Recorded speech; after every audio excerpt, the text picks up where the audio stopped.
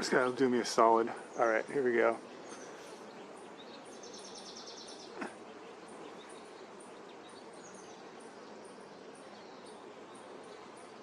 Yeah, I got stung.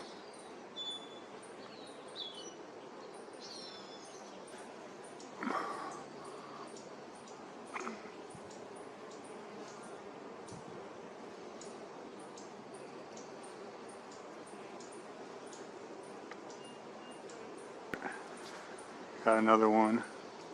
See if he gets me. Yep. Oh, this is gonna be a good one.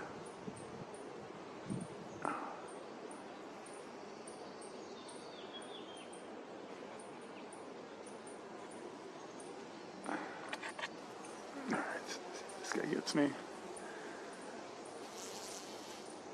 Yep. He got me. It's not that bad. It's really not that bad. Alright, so it's been 3 months. I've stung myself with bees on four occasions, and it hasn't grown any hair back. Still bald right there. Why would it grow any hair back? Only a deranged idiot would sting himself with bees, or some jerk trying to get views on YouTube. But I do have a rationale, which I think is kind of interesting at the very least. Even if it doesn't work, there's some interesting theory behind it. At least I think so, because you can decide for yourself. So this was my rationale as to why I would sting myself with bees and expect there would be hair growth, like an idiot. So there's this phenomenon in your body where you have two forces that are always working with each other and against each other: inflammation and sclerosis. Sclerosis is hardening, inflammation is softening, and each one undoes the other thing. And we develop diseases of inflammation and we develop diseases of sclerosis, and if we get out of balance in one force or the other, and we experience health when both those forces are in balance. An example of how these two things might work together to help you out is like if you get a splinter in your foot. That splinter is the area where that splinter got lodged in your foot is too hard to push it out. Body can't push it out, it's too hard. So it inflames the area, it gets it all soft and pussy, and then you can easily just squeeze it out. And then after you squeeze it out, that inflamed, pussy, soft area with now a hole in it has to get hardened back up so you can regain full functionality in your foot without any pain. So that's the body comes in and does mineral deposits and sclerotizes the area. So the reason this would apply to male pattern baldness is because there's this German physician in 1942 who, while doing autopsies, discovered that with men who had male pattern baldness, or maybe he was fully bald, I'm not really sure, but they would have excess calcification deposits in the cranial sutures and the foramens of the skull. And based on that, like I'm having encountered the idea of bee venom therapy, I thought that might be a good solution to male pattern baldness, because bee venom is a treatment for osteoarthritis, which is mineral deposits in the joints which cause stiffening. So mineral deposits where they shouldn't be stiffen. So what you do is you sting the joint with bees, and then that introduces acute inflammation in the area, and that warming inflammation response is what the body needs to dissolve the cold hard calcium mineral deposits.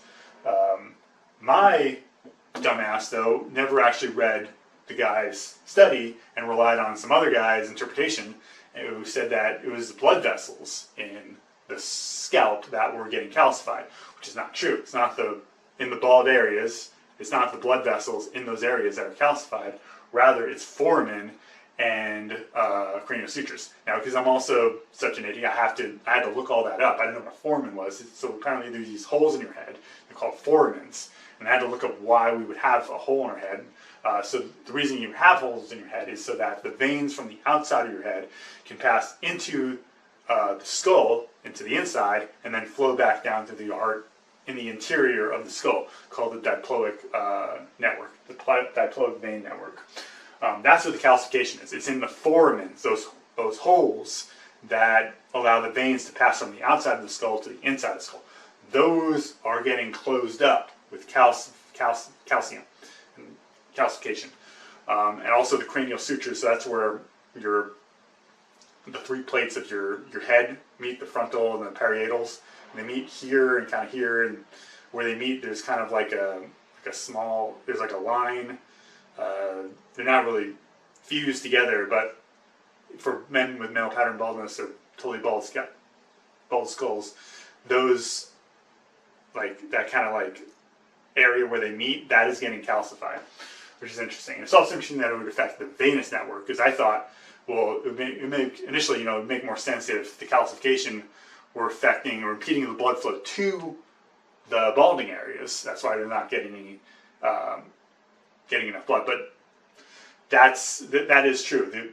The hairs are not getting enough blood. It's because of skull expansion, which is bulging of the skull in different areas, forcing the veins or the arterial network to kind of stretch and get compressed, and so the blood flow is weakened. And I'll get into skull expansion in another video.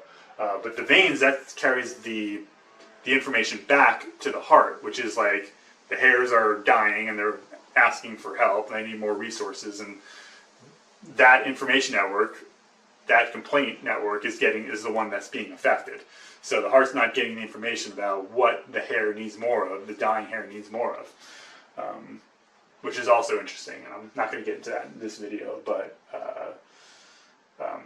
that's the state of affairs. We have this calcification in the skull, and it's affecting the circulatory system on the back end, which is probably not good.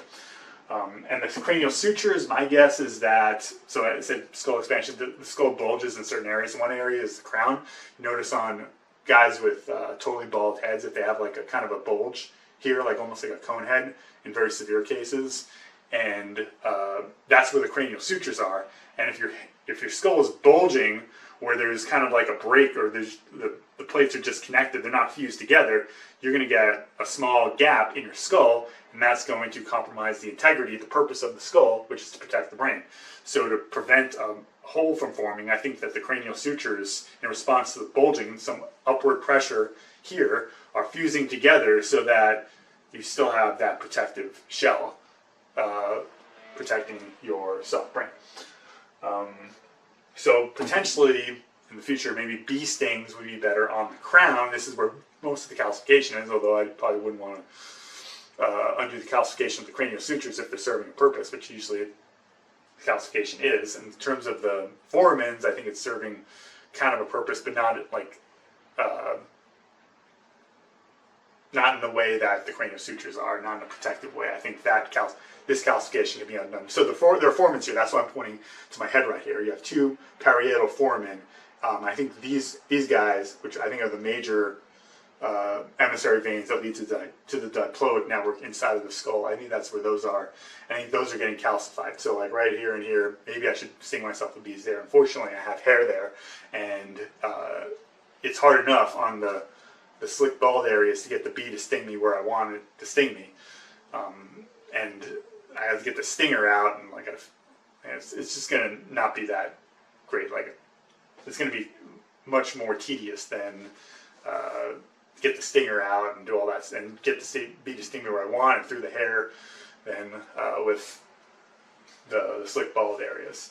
But that said, bee stings could potentially still be an option for your slick bald areas, because one, there was this burn victim, this old guy fell into fire and he burned the receded temple area of his skull, and 6 weeks later or so, like he started noticing hair growth, and like 6 months later he had like full hair growth on the receded areas. So that's an instance where potentially acute inflammation applied directly to the area of hair loss actually stimulated growth. So it could be that, or it could be a form of homeopathy, which gets into a little more esoteric stuff. So hair and spirit and fire are kind of all related. Like hair kind of resembles the element of fire. It grows up, like kind of shoots up like fire. So they have like common properties. So it might be like where the energy of the fire of the burn victim actually stimulated the energy of the hair, or like kind of resonated or or whatever with and that's what caused the regrowth. So it wasn't so much the inflammation; it was the energy of the hair, energy of the fire that helped the hair. Now I don't. It's probably because I don't really have the stone. I can sting my. It was hard enough to work up the courage to sting myself with bees.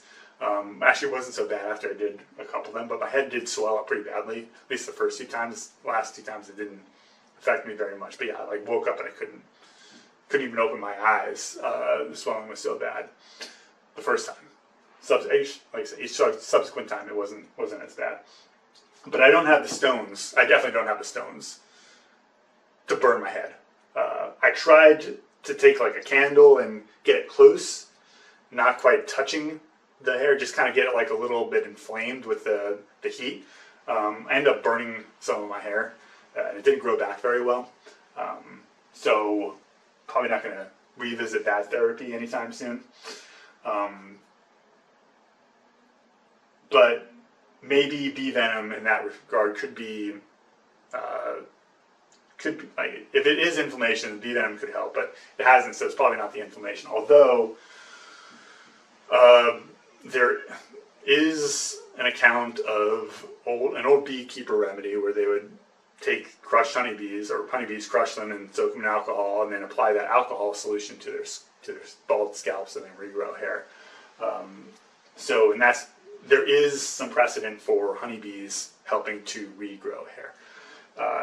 But it's in the form of this kind of herbal extract. And so I took some bees that I accidentally crushed, and also some that were just dead outside the hive, and I crushed them up and soaked them in DMSO, which is another solvent that does the same job as alcohol. And then mixed it with castor oil, which is also something that adds warmth and inflammation to areas that could potentially undo calcification or interject like good inflammation into the area. So I've been trying that, haven't had any success with it. I'm going to try putting it more consistently on the back, like probably where the parietal foramen are. And the one other thing that where the bee venom or the bee stings directly could help is through like life force stuff. So I think I haven't really researched this, but I suspect there's a lot of life force in the bee venom, and that's partially why it has a positive effect on osteoarthritis, possibly. And if that's the case, then this intense life force injection into your bald scalp could give the hair follicles the life force strength that they need to regrow. Because assuming that there's life force flow to your hair hasn't been there in a while, like there's probably not a lot of life force flowing to these areas anymore. So maybe the bee venom could stimulate some life force flow to the hair. If you don't know what life force is, I didn't either. I still kind of a little iffy on it, but I do have an unfinished website that you can check out. It's called hairlossalchemy.com. Tried to explain it as best as I could, as well as I understand it as of now, which is like an okay amount. And also put up all the other things that I'm doing to help regrow my hair without using any man-made poison, ingesting or topically, as I used in the past. I used all that stuff, didn't work, so I'm trying bees now. Anyway, yeah, check out that website if you're curious. I got 1 page finished, but it's got a lot of info on it. And alright, I'll make more videos about stuff I'm doing later.